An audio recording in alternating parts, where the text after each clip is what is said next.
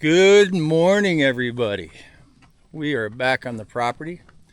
It is wet as usual. Lots of mud. What do you think? It's such a 50-50 day. Yeah, definitely a 50-50 day. I gotta go get the mic, son. Well, we're back at the property. Yep. What do you see? Well, the grass, most of it are dead. Yeah, the grass is dead. We sprayed the weed killer on it instead of weed whipping all the time. Yeah, it sucks with whipping because, it grows so fast like our neighbor's property. Yeah, he's out there every 2 weeks whipping it down for 2 or 3 days. I don't want to do that. Well, our property is not dried out. It has been nonstop rain, as predicted in the last 14 months. Yep. We are waiting. Dry season is upon us. Last year we didn't have dry season, it just rained. So we're hoping this year we can actually get on the property. We are leaving to Cebu February 8th. 8th through the 11th. We have 3 excavators we're looking at. They're older units, but refurbished. We don't need a big machine here. We just need something to move material. Yep. I'll walk you around. We did a fly bag because the flies are so horrible out here. It's that yellow bag sitting there. It is full of bugs. But you can see the grass is dead, brown, all around the property line. I wish that that day we actually had that tree down. They told us that they're not gonna get it, so we actually move it. But this is Philippines. Yeah, we cut the coconut trees down, and the owner of the property we bought it from said, just put them down the hill and he'll cut them up. So we spent all the time pushing them down there, and then he said, we don't want them. And if I knew that ahead of time when I had the big excavator, I'd have moved all the cocoa trees to the front property, and then they wouldn't be down this hill. So what it did is it just created more work for us, and it sucks, but sometimes you just gotta do your own thing. You heard that sounds? It's so quiet All here. kinds of sounds. Yeah. But it's not irritating. It's just so different when you are in a quiet area. Yeah.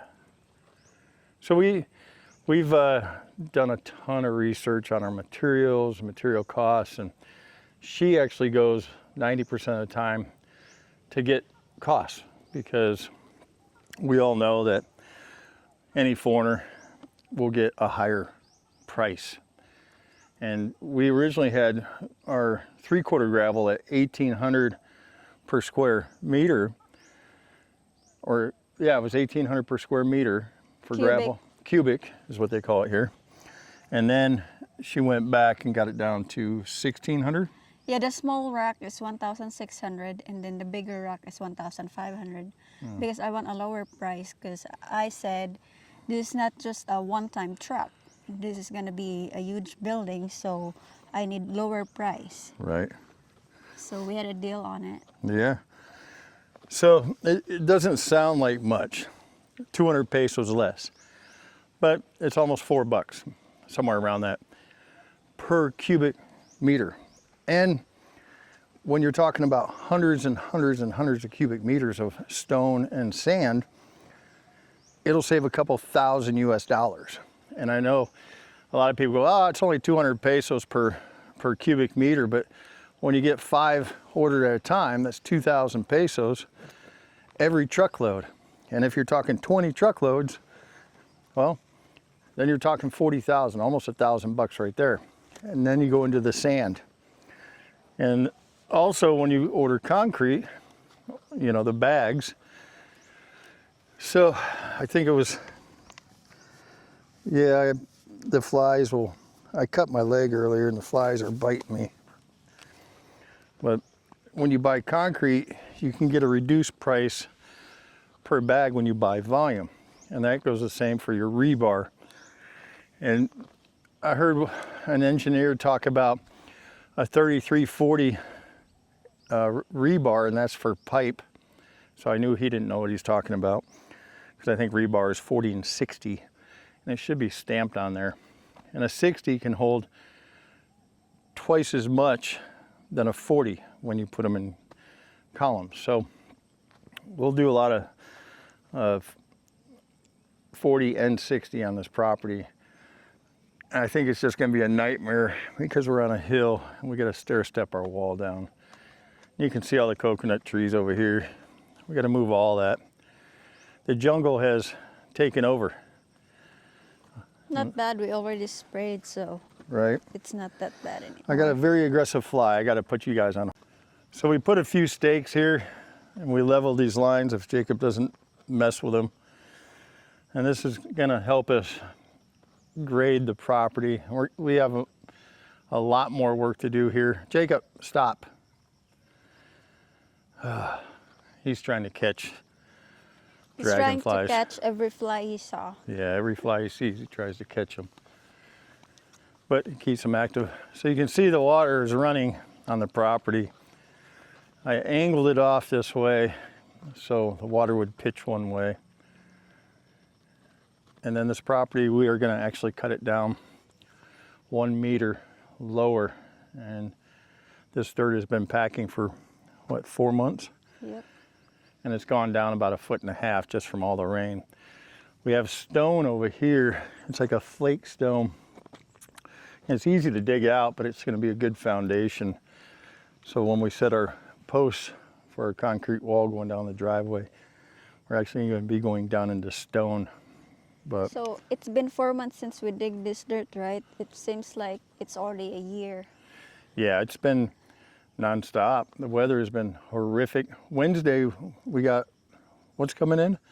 Tropical cyclone. A tropical cyclone. So, It's non-stop. Like, I feel like I'm so old right now. all right. Basically, we've been hostage in our house. We're not the only ones that feel this way. Most of the locals are pretty fed up by it, but the weather just will not break. And when these little storms come in, it's a week, 10 days of constant rain. And we just can't get going on the property. We wanted to go earlier to get the excavator, but we realized it's just not worth the hassle because of all the rain. Hopefully February 8th it's not raining so we can get to the airport without being soaking wet. The van is out of commission. It's over at Goodyear in Kelbog City. I ordered a radiator, water pump, new thermostat, upper and lower hoses.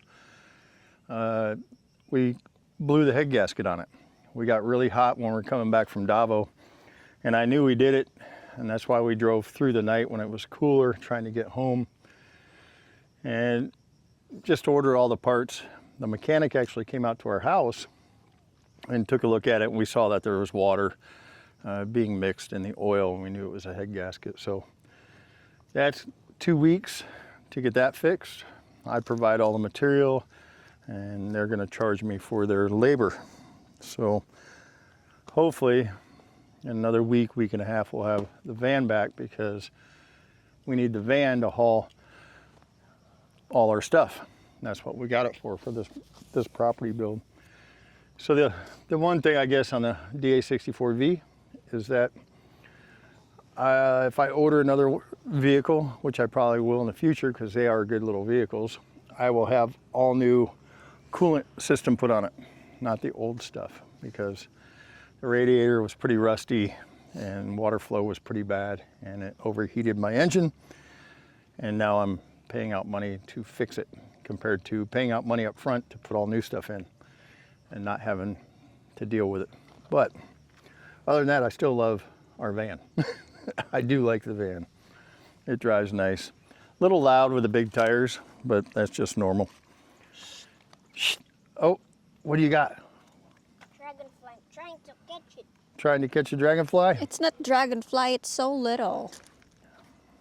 You gonna be able to get it? Yeah, it's blue, it's smart. Are you a hunter now? He said once it's blue, it's smart. Oh, I didn't know that. So when the dragonfly turns blue, oh, I see it. That thing is green, that means it's not very smart. Oh, you can catch the green ones because they're not smart?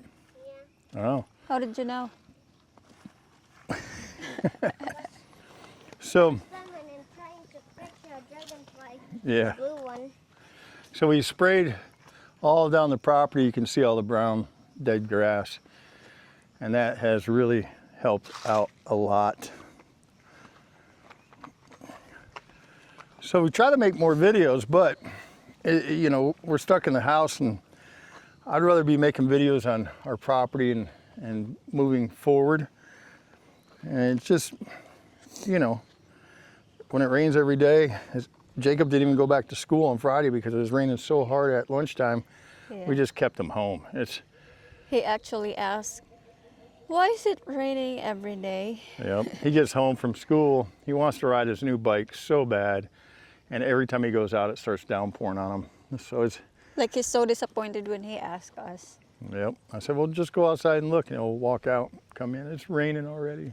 So, and that's about it. We come out to the property and we look at it.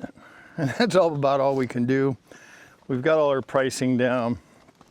What we're gonna put up. We're gonna do temporary posts in the ground, a little bit of concrete, and then we'll put up a metal wall. And after that, we'll put up our storage building, which will hold our concrete, cement mixer, random tools, that kind of stuff, rebar in a fenced, secured area. And a couple of weeks ago, we came to the property and we found something interesting. No one knows who owns it, but I think somebody's missing it because it used to have a motorcycle on it. And I think somebody got daring and they stole it. And they brought it out here, disconnected the motorcycle from it, and took off and left this shell. So there's probably some guy out there that just lost his livelihood because somebody needed to get somewhere else and they needed a motorcycle. So they drug it out here, disconnected the bike, and hauled ass with it. So now we're left with this thing, and you took pictures the other day. Yeah. What Because do I'm going to ask our neighbor if it's theirs. I don't think it is, but Someone stole it. It's crazy. so once we run into our neighbor and ask, but I don't think it's theirs, she'll post it online and ask if anybody is missing their sidecar Yep. and motorcycle. But when you get out in these areas, it becomes a dumping ground. At the end of the street by the resort, they started to throw trash there instead of taking it up to Diversion Road because it's closer. So as we come around the corner, we smell trash. And it's very aggravating because I consider it lazy, and here they don't consider it that. I don't even think they process. They just throw it there and keep throwing it there. Because people here doesn't care. They don't care about It's so polluting funny their 'cause property. They're in Facebook, it's everywhere, and they're blaming the mayor about the trash. Well, first of all, it's not the mayor's fault. We have a truck to pick it up. Yeah. Designated areas. Yeah. So the thing is, it's not the mayor's fault. It's the residents' fault. Right. They know where the trash is, where to put it, but they don't follow. So the trash is everywhere. The dogs is everywhere. They eat diapers and everything inside it. So Yep. it's so aggravating. Like Yeah. they blame to the mayor. People don't do their own part. They get lazy. They don't want to take it down to where the designated pickup places are, so they just start throwing it wherever they want. And you see that everywhere. It's so funny because I read it on Facebook like it's the mayor's fault, blah blah blah. Yep. I was like, it's not his fault. Why did he walk in every street to throw Yeah, he didn't throw the trash there. Even on Diversion, there's Yeah. somebody that dumps at night. They come in, they must be cleaning out one of the barangays because they're dumping dirt, rock, trash. So it's just mounds right on the side of the highway on somebody else's property.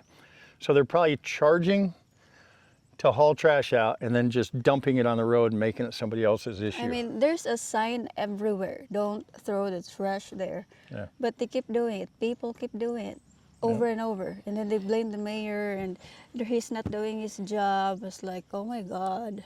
Why don't you help, guys? Yeah. Instead of helping our city, you're blaming everybody. Yep. Like, it doesn't matter if, I think the biggest thing here, though, is walk up to somebody and correct them because they don't deal with that well. Any Yeah. constructive criticism here is taken as a offense or aggression, saying, hey, pick that up or do this. And they look at you like you're just a horrible person Yeah. asking them to clean up their own mess. And that's the part that aggravates me more than anything here. Because you end up dead. Yeah. And then, you know, we consider it disrespect, and I don't get it and I get it at the same time, but going to the store and people just walk up right in front of you and they don't care that you're in a line, and there'll be 3 or 4 and they just walk in front of everybody, set their stuff on the counter, buy it and walk out. There's no consciousness of somebody else being there in line, and it's like their time is more important than your time. And Because, it's you just know, disrespectful. Where I come from, here, people, and they don't say anything. There'll be 3, 4 people in line. Somebody will walk right up in front of them. The cashier won't say anything. The people in line don't say anything. They just let it happen. And where I come from, if somebody does that, it's like, hey, there's a line. Get in the back, you know? Now if somebody comes up and says, hey, I got one item, I'll let them go in front of me. because everything here is moving backwards, you know? Like, it's so aggravating. Like, I drive a scooter the other day, and I passed the car in front of me. There's 2 cars, and I passed the one. And he's so pissed off, he's driving right into me. I was Yeah. like, and Yeah, it's that- just people here going don't- at the grocery stores. Yeah. I'd stop and you know, use my hand for a bad sign. Uh-oh, you flip somebody Yeah. off? Like, Yeah, I think the hardest part, especially in Samar, because there's no regulation, there's no police that stop the drivers, and they're out of control. We got passed the other day with a guy that was going to the store, and he went so fast and whipping around to everybody. He pulls into the store. I'm thinking, why are you in such a hurry? So we pull in. I was going to ask him, what are you driving like that for? And be nice about it, but he wouldn't get out of the car. So he was in a hurry to get there, and then he just sat in his car. And I'm thinking, Yep. you put people's lives in danger over what? And you try to make common sense of it, but when you come here, don't try to make common sense of anything. It really because doesn't make sense, because it doesn't matter if the people here is uneducated or educated, because no one cares. Yeah. Yep. So I think these drivers get a car and they feel so important that they are willing to hurt somebody because they're in a hurry to get to a grocery store to sit there for 10 minutes before they get out of their car. It was suddenly I'm rich, I don't give a shit. we drive nice and easy. We're never in a hurry. And if you're in that big of a hurry, you should have woke up earlier and left earlier instead of putting people's lives in danger. And I think that's overall in the Philippines. I mean, we've all heard it. There's so many people that have talked about the driving here in this country. And it's one of the things you got to get over. And I was talking to one of my expat friends the other day, and I said, when we go on trips now, my hands actually hurt because I'm so vigilant of watching everything. And dogs run out a lot here. You got to keep your eye in the rearview mirror, and you got to watch everything. So, well, we just want to update you why we haven't been posting for the last 2 weeks. We just been kind of stuck in our apartment. I think the hard part in our city is people, once they have a car, they act like very rich, and it's not. It's all credit. Yeah. You don't own it. Yep. You know, they wrecked it. It's just. We see a lot of new vehicles wrecked here because they pass on blind corners and smack somebody else, and then they always And it's they never built in. they point fingers at the other person, but you were on the other side of the road, and it just blows you away. It was built in a Filipino culture that once I have a car, you know, I'm rich. It's like, oh my God. So, but we are waiting. You can see the water just sitting. This is the gravel we had brought in, the gravel that they sold us, and it was incorrect. We wanted the chip gravel, not river stone, because river stone sucks in a driveway. It just keeps squishing around and doesn't lock in. So we just left it there, started as a base. We're gonna be ordering quite a bit starting February. Usually by February first week of February, we start going into dry season. And we have till May, June, sometimes July. So that we really got to get going on this property if we have some dry season. The other thing we got to worry about is we don't have our building built yet for storage. And we got to get that built with a roof, with the water catch gutters for our IBC tanks to fill up, because we have no water resource out here and we have no power resource. So we have to get that small building up. We have to get a small solar system just to run daily things here. And I don't know when we're gonna have time to do it, because it rains nonstop and it doesn't gradually go into dry season. It's just bam, dry season. There's no, so coming out here when it's muddy, I guess we're just gonna have to put our heads down and build it in the mud and get the solar up, get the security wall completed, and cross our fingers that nobody jumps the wall and tries to take advantage of our materials. One more thing is, once you check the weather in our app, it's not accurate. It says no rain all day, but it rains. So we have dark Jacob, clouds. are you king of the hill? Yeah. Nice. Be careful. No doctor visits. Come down here. We're gonna go because we have dark clouds. All right, we're gonna get out of here. We got clouds coming in, rain's coming in. We can usually get out in the morning, and then by 11, 12, it'll start downpouring. So we think when we get the excavator, we can work about 4 or 5 hours in the morning before the sun or the rain comes in and knocks us out. So, all right, guys, we're gonna head back to the house. I appreciate you tuning in. It's a boring video, I know. You can leave all the nasty comments you want at the bottom. I understand. Until next time, say bye, Jacob. Bye. Say bye, hun. Bye. Take care, guys.